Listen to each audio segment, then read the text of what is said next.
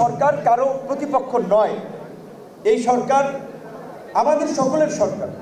আমরা জিয়াউর রহমানকে পেয়েছি, এখন জিয়াউর রহমানের সন্তান মাননীয় প্রধানমন্ত্রী তারেক রহমানকে আমরা সেই দর্শন, সেই কর্মস্পৃহায় আমরা তার উদ্দীপনা দেখতে পাই।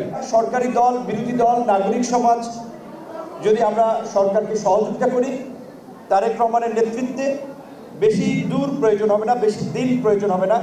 আগামী 5 বছরের মধ্যে বাংলাদেশকে আমরা একটা ট্র্যাকে তুলতে পারবো। সেই লক্ষ্যে আমি মনে করি এখন যেহেতু আমরা বিএনপি বলি, জামাত বলি, এনসিপি বলি, সবাই আমরা ফ্যাসিবাদের বিরুদ্ধে একসাথে আন্দোলন করেছিলাম।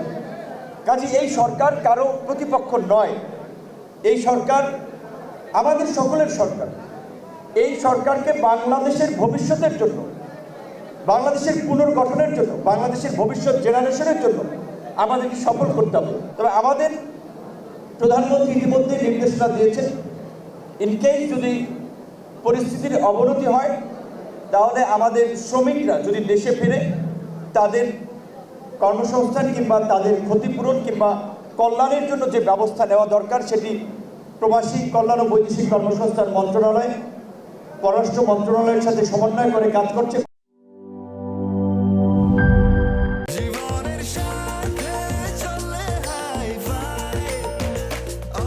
স্বাস্থ্যকর অল টাইম, সব সময় অল টাইম হেলদি লাইফ।